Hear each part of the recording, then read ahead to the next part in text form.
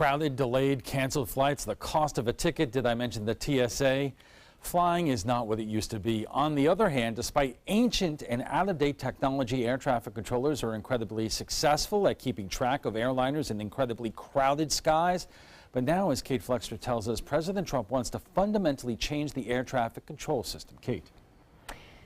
Thanks, Alan. Right now, air traffic control is run by the federal government, but the Trump administration is looking to privatize it. It's a move the president says will revolutionize air travel.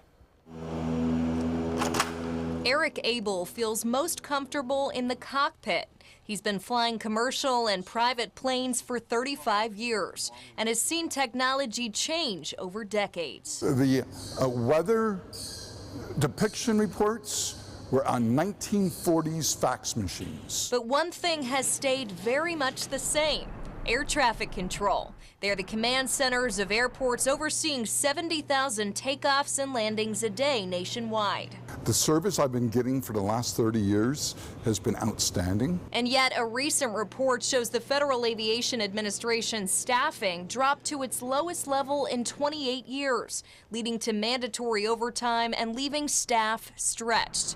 Plus, controllers direct flights with 1960s-era radar and flight numbers listed on strips of paper, a system other countries have long since abandoned.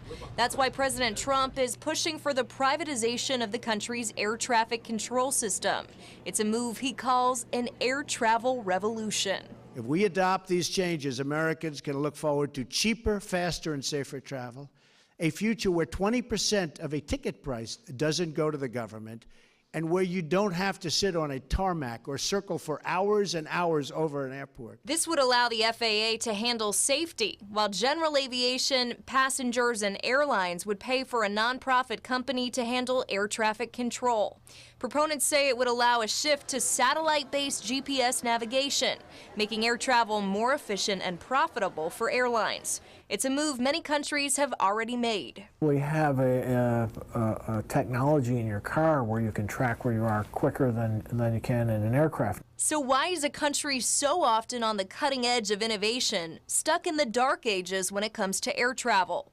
President and CEO of the Sarasota Manatee Airport Authority, Rick Piccolo, says that has a lot to do with the speed at which the federal government moves. By the time they acquire any new technology and get it installed, it's woefully outdated. Beyond much-needed technology updates, though, Piccolo says it's still not clear how this will play out. The devil's in the details of how they want to implement this and what kind of corporation they want to set up and who's going to control it. But for those in the general aviation population like Abel, the concern is adding costly user fees. Flying already is expensive, and this is just going to be an added impediment. Abel's thought: don't fix what isn't broken.